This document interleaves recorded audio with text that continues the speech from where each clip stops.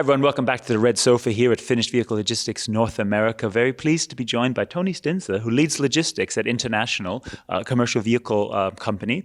Tony, you've been here talking to us especially about the movement and transport of BEV trucks, Class 4 to Class 8. And what's interesting there is there's some specific constraints when it comes to transporting electric trucks compared to ICE trucks. Maybe we have to start back even a little bit further and explain your traditional methods for transporting ICE and why that's a challenge for transportation for BEV trucks. Yeah, I'd be happy to do that.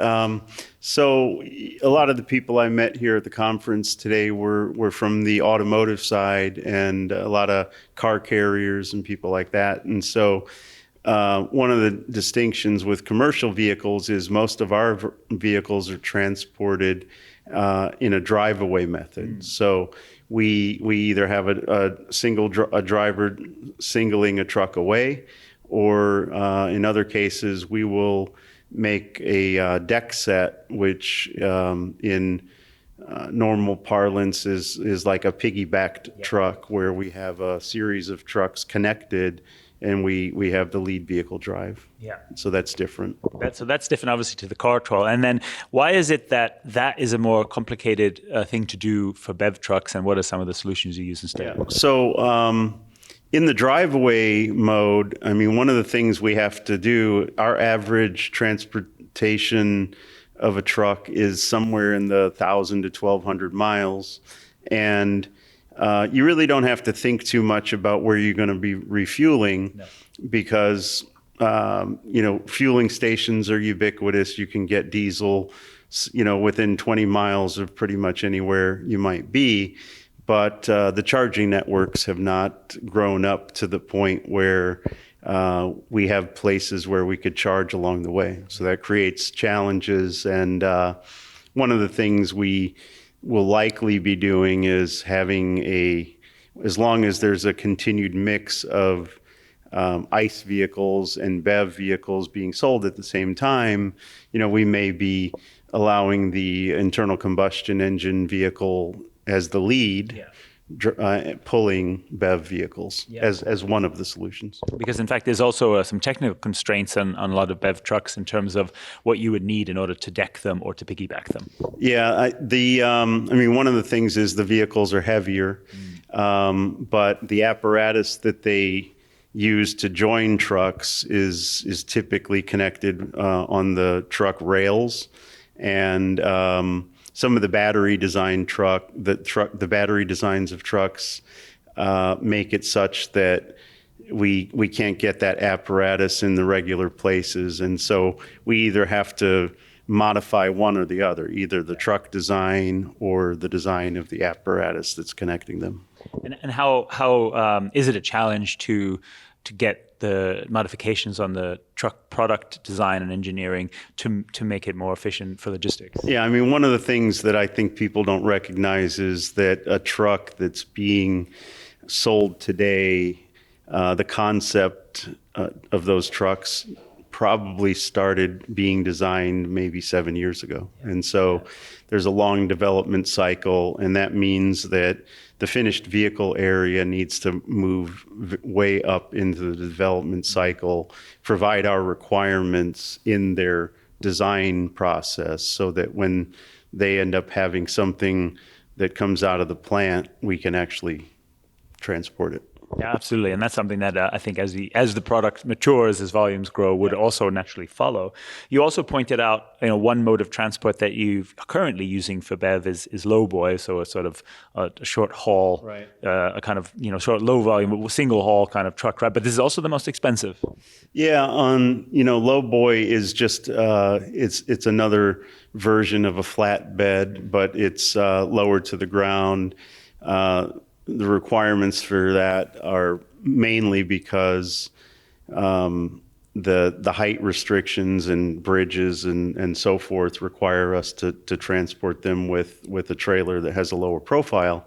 A few things about that industry that are interesting is there's not enough capacity to cover all the EV product if the adoption curves get to where they're projected to get. And also, that is our most expensive, by 4 to 8 times most expensive mode of transporting a truck. And ironically, it's 2 to 4 times as much CO2 as a typical drive-away. Which, as you point out, that would be kind of contradiction to be using such a unsustainable way to haul a zero-emission vehicle. Right. What role could rail play, or could it play a role? Because currently rail is not a big factor in your network. Yeah, we are thinking that rail likely will have a place on the BEV vehicle, finished vehicle delivery in the future. It's not something that currently is used extensively with commercial vehicles, but several adjacent industries use rail quite a bit, and we think that it's probably something that's going to evolve and will use at some point. And I think another very interesting but complex aspect of your network, you have to consider the driving times and the hours of service in terms of charging, because those count as hours of service. Right. So if you're charging for 8 hours, 10 hours, this is actually driver time. So what does that mean for how you would design the network, think about the routes and planning around shuttles, for example? Yeah, so one of the things is, as we think about like a hub and spoke network, or even thinking about rail, if we use rail, the points at which we terminate the rail have to be close enough that it's within a range of the final delivery, or we have to have a delivery solution at that terminal point. So there's a lot of complexity that has to get figured out. You mentioned the hours of service. I mean, there's one of the things you could do is the driver could be responsible for charging the vehicle, in which case that, if it's a half an hour or an hour or more that they're taking to charge the vehicle, they may be on the clock. I'm imagining that maybe in the future there may be a service that grows up, a service industry that grows up that takes that process out of the driver's hands so that they're not on the clock. And so it's going to evolve. The internal combustion engine refueling network has evolved over almost 75 years now. And so likewise, I think the BEV charging network is going to do the same. Finally, obviously, we've talked through a lot of complex points there, lots of areas of evolution. What's one key priority you would point to, let's say, starting Monday, as I like to say, or let's say at least over the next year, what you would sort of set as a priority to move to make EV logistics more efficient for trucks? Well, I think that the development of the infrastructure for charging across the country is something that's somewhat out of our control.